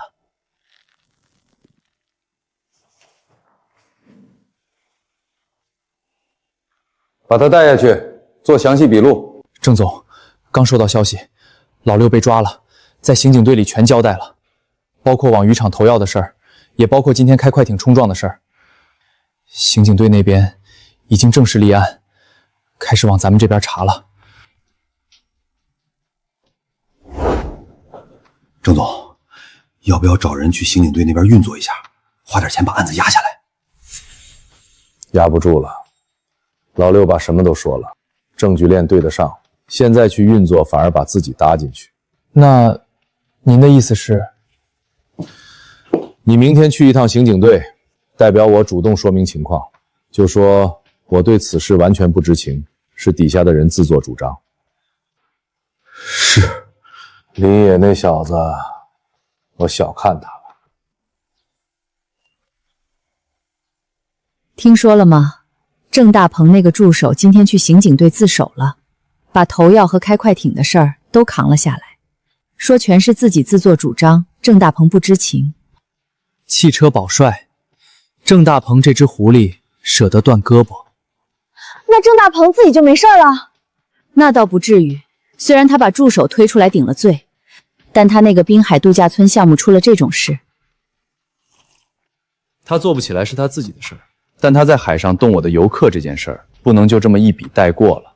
我要让他知道，在我的地盘上动我的人，代价不只是钱的问题。你打算怎么做？他的度假村不是还没开业吗？我准备跟县里提议，把海上乐园的观光航线延伸到他那片海域北侧。他做不了的事，我来做。你这是要把他那片海也接手过来？他不配去开发那片海。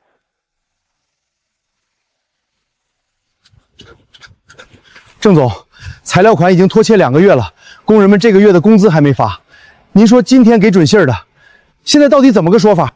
度假村项目暂时搁置了，你们的钱下个月再结。下个月？郑总，工人们一家老小等着吃饭呢。您说下个月要是还没有呢？我说下个月就下个月，你要是等不了，可以去找别的活干。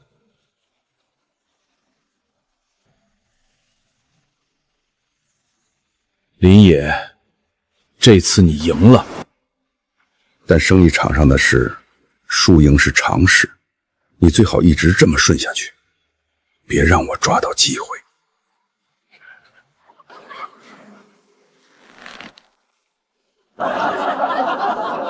兄弟姐妹们，咱们渔场今年综合营收突破2000万了！今天是庆功宴，野哥说了，全场随便吃随便喝。另外，这个月所有人的奖金翻倍！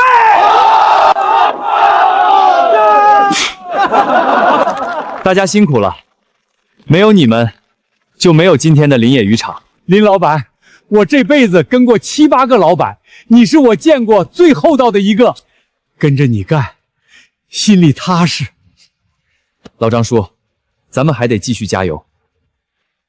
渔场的路还长，咱们一起把这片海经营好。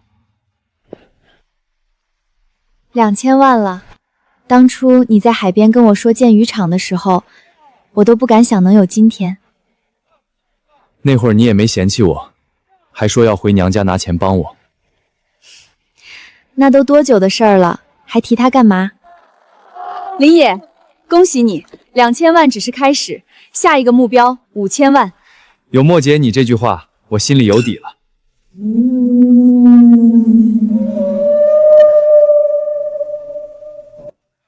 2000万，主人太厉害了！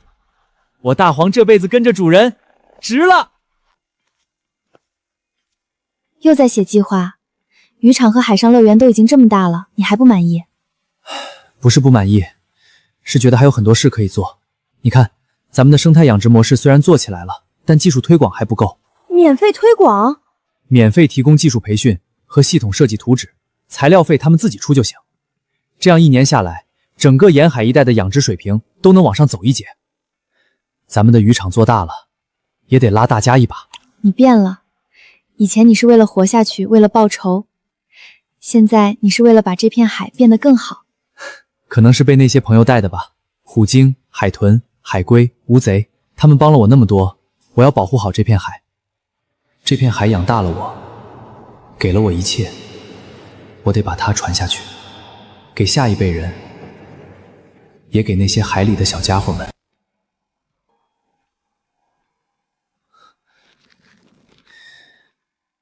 郑大鹏那个混蛋！郑大鹏的动作比我们想得快，他不仅抓了海豚，还抓了2条幼年虎鲸。我托人打听过了，他花了大价钱买通了几条远洋捕捞船的船主，专门在夜间作业，专挑海豚和幼鲸下手。他这是疯了！那些海豚和虎鲸都是群居动物，被强行拆散族群，养在动物馆的池子里也活不长的。野哥，咱们不能看着他这么干，得想个办法阻止他。他的捕捞船我再熟悉不过了，那都是这片海上用的船型。他要抓海豚和虎鲸，用的肯定是大型围网和声呐驱赶设备。只要把他的船弄出故障，他的计划就泡汤了。你是说，在海上直接动手？